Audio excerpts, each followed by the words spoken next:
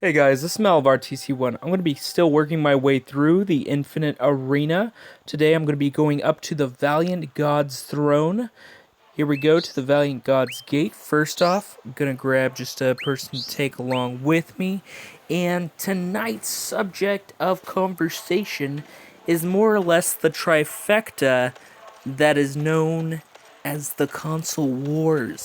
Now, obviously, there's a lot more than three major companies doing consoles.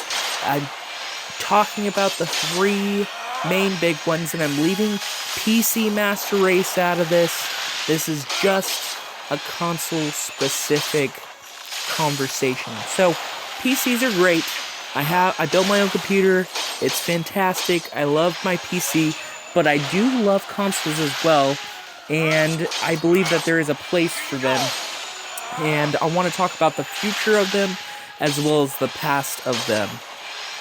First off, we have the three major companies that I'm sure you know who I'm talking about. And if you're not, then you've been living under a rock for pretty much most of your life. First off is Nintendo. Nintendo has been around for a long time. Long before they were video game makers or console makers. They made cards. Why am I already dead? I guess it's because I brought my poo-poo along. I wanted to get him a little bit stronger. Whatever, I wasted a Phoenix down. I might have to switch up my cards because this is a little bit heavier hitting than I want it to be. Anyways, Nintendo's been around since making like little cards that you can probably find collectors that have these things online on eBay. They made little cards, specific little game, and you can still get them nowadays, but you have to actually it has to be like a special event or something like that for them to make them, and they're very limited. They were a card company first, just putting out there. They jumped into the console scene, many years ago in the 80s, maybe even before that because of Game & Watch. They jumped into the console scene and took the world by storm with the NES and just flourished because it was after the big market crash, and they just took advantage of all the opportunity to go out there and just throw out their product and let people check it out and get a lot out of it. Let's move on to the next one. I am going to try one more time going with my cards. Hopefully, I'll just try to raise up my water poo-poo. As you know, the success of the NES was huge, and thus led to the Super NES, N64, etc., etc. I'm just going to stop right there for now for that. And then we have on the scene PlayStation. Sony jumped onto the scene around the era of N64, and they were very strong in the 3D market. There were other consoles that tried to start going into the 3D market, but not as successfully as PlayStation was off the bat. They did it very, very well and really caught people's eyes, and it's become a staple of consoles since. The PlayStation is still successful today. The PS4, one of the most successful of the modern generation for consoles, the most successful for the most modern generation of consoles. PS2 being the most wide-sold console in the world, and was being built and sold even up until just a few years ago, even though it had been long past, surpassed by the PS3 and the PS4. It was still being made and still being sold. So that's a lot for the PlayStation. Sony was huge. Now the final major company I'll be talking about is Microsoft. Microsoft, as you know, computer company, they're part of the whole PC thing, but they wanted to jump into the console scene, and they did so with the Xbox. It started off a little bit slow, great system. I got an Xbox, I loved it, but started off slow. As it worked its way up in popularity because of its high-end graphics, great capabilities, internet connection was top of the line. It was starting to gain great popularity and started to really hit it off with the 360, which in my opinion, the 360 was a much better console all around than the PlayStation 3. However, I still believe both had their ups and their downs. But Microsoft sensed that, hey, we know what we're doing now and we don't need consumer input, and so they made the Xbox One, whereas Sony made the PS4, and the PS4 was a much better console in my opinion than the Xbox One. So each has their trade-offs. But the thing is, I think when the companies listen to consumers is when they start to really get what it is that we as the game players for consoles are looking for, and not what they think we're looking for. Nintendo, on the other hand, has just been innovative. They haven't really been, okay, let's cater to the customer / let's do our own thing. They're more or less just experimenting, and they've been doing that for a while now. And some of their things are great. Some of their things, like the Wii and the motion controller, were great for its time. And it's changing to a market where we're not quite looking for that anymore because it's moving into virtual reality, and PS4 is taking advantage of that, making the PSVR, and it seems to be doing okay. I haven't heard any big hits for it yet. It's not really taking off. Hopefully it does later for them. But the Oculus has been around for a while, so we've had virtual reality for quite a while now. And Nintendo didn't jump into that. They're not even producing anything for that. So I don't see that happening for Nintendo in any near future. For Xbox, there's hearsay, but they really have nothing prepared. And it's more or less just between the PC Oculus Rift and the PS4 PSVR is pretty much the big hitters there for virtual reality. Nintendo took another stance, though, for the next generation, and I think it's brilliant. If you haven't heard yet, go check out the Nintendo Switch. That way you check it out for yourself before I spoil anything for you, because that is the newest thing coming your way from Nintendo. They already have an announcement trailer. It's coming out in March 2017. This is something that is hitting the world by storm because, hey, they didn't have anything at E3 to show it off. They haven't had any kind of little hints. They just talked about the Nintendo having the Next system, and all of a sudden, boom, they hit us with this trailer for the Nintendo Switch. The Nintendo Switch is a console handheld in one. So it's a TV console playing game and a handheld in one. Now, it's not just oh, you've got another 3DS. No, it's not like that at all. It's a full-on console that will play full, huge games, such as even Skyrim, or the next generation of Mario platformers, or Legend of Zelda games. They've got, their normal lineup, plus they're getting some more third-party development. The thing is that this console is a mobile console, which, how to explain it without actually, you have to actually see the trailer. Go watch the trailer if you haven't yet, and come back to this, and you'll know what I'm talking about.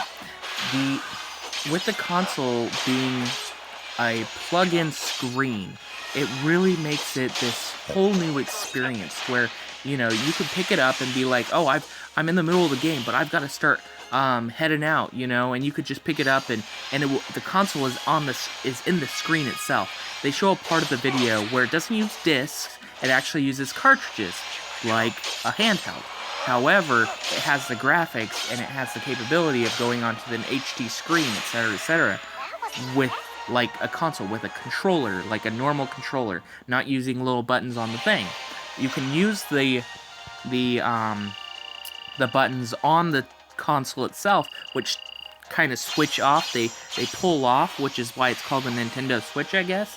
You pull it off, and you are able to make your own handheld customized controller, or use them as two individual controllers, which is pretty neat. I think that's a pretty neat feature.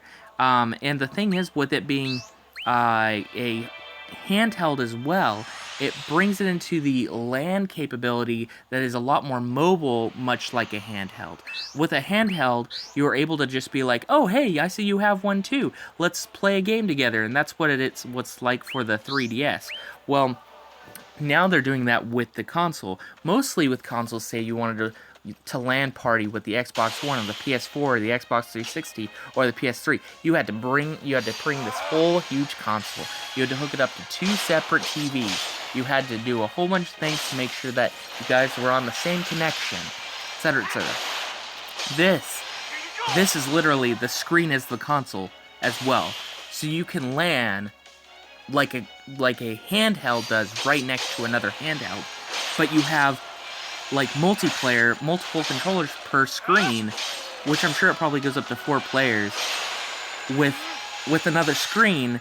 And I just saw in the trailer there's like 4 screens all around each other, and they each have their controller in their hand, and that's showing off like, hey, you can LAN so easily. Just bring your handheld Switch console and go over to your friend's house that has theirs, and it's very lightweight. It's like the size of like a tablet, or not even a tablet, like a mini tablet. And you're like, hey, I've got mine, you've got yours. Let's do our amazing gaming together. I think it was a very innovative, very creative idea, and I think it's going to go far. Currently, I own a 3DS and a Wii U and a PS4 and an Xbox One and a PC. And I'm not going to get the Switch myself, at least not right off the bat, until they start making only exclusives for that and not the Wii U. Mainly because I have the 3DS, I have a handheld. I have the Wii U, I have the console. And more or less, the games, I'm satisfied with having them individually. It's okay. But when there comes a time when, hey, all we're making is games for the Nintendo Switch, I may have to switch. But for now, it's fine. And I'm sure it's going to still do amazing. And I'll wait for it to go down in price in the future. But that thing is going to do so well, especially for those people that either have only a Wii U or a Wii, or only have a 3DS, or don't have either. They're going to want this system because this is the most innovative thing coming up in the next generation of consoles.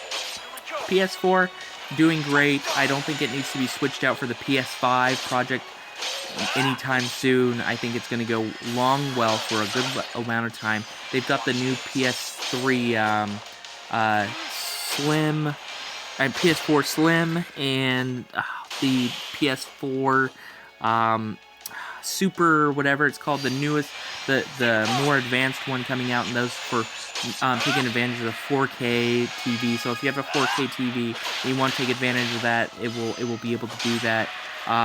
For the PS4, it's currently got 1080p native, which is great.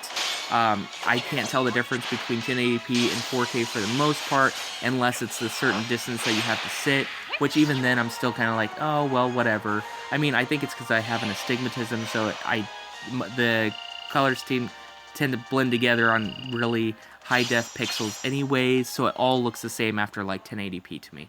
So it's not that big of a deal to me, but for some people it is a huge deal. Now, for the Xbox One, being 720 native, it really hurt its HD, push, and wanting to be the forefront of graphics.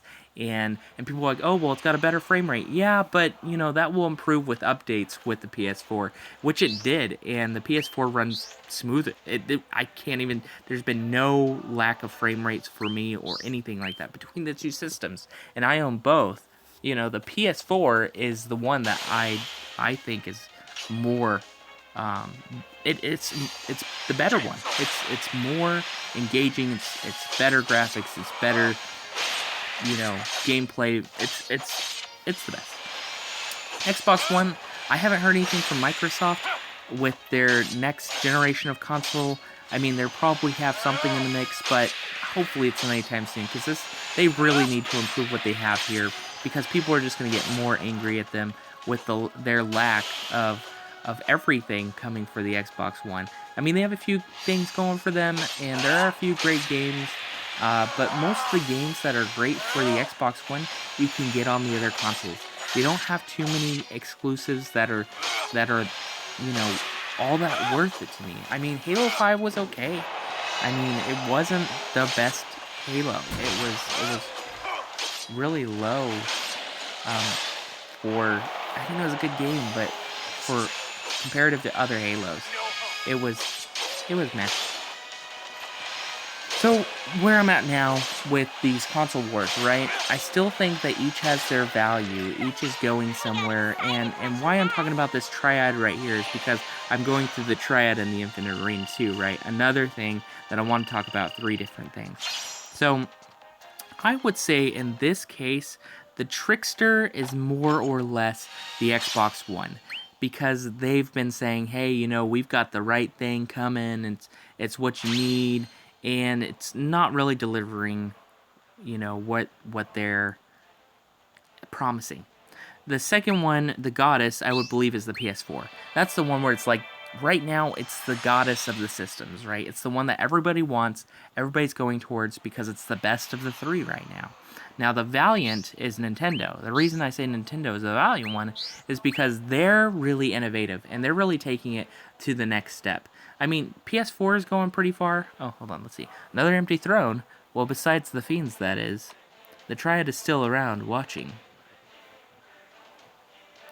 So, aside from the PSVR, I mean, which the way the systems are going now, it's gonna all go to virtual reality anyways, right? There's nothing innovative there.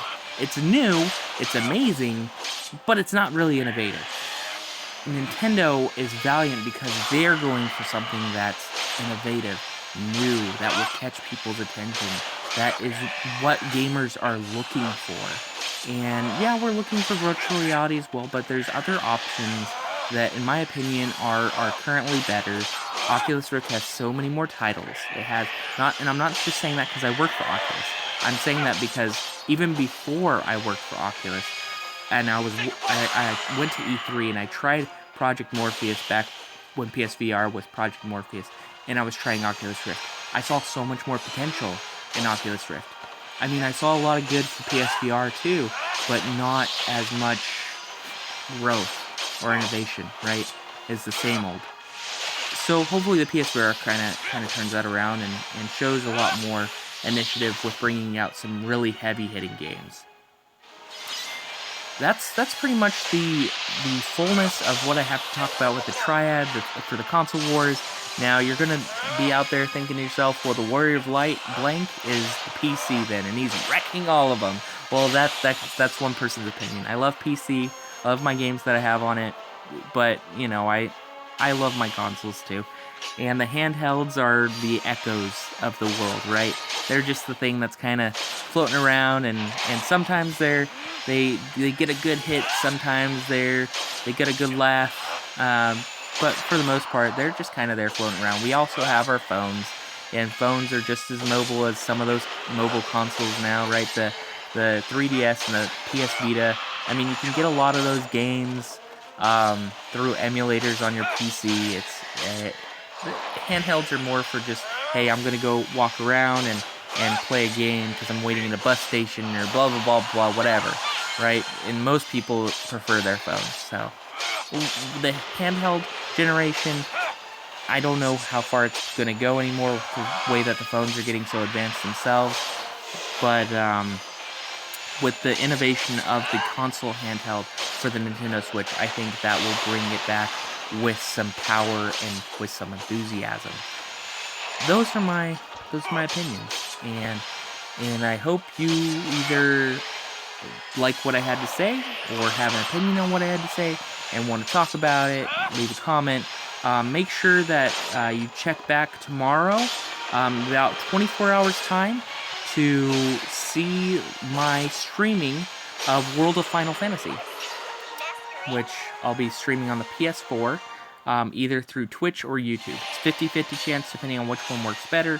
So you'll see it either on YouTube or streaming on Twitch, which you can go to twitch.tv/MalabarTC1 to get updates of when I'm streaming and check it out there. So let's see, we got... What's the little video after this? Or first the prize, obviously. Oh, another summon ticket. That's pretty great. Speaking of which, how do they feel to you? No.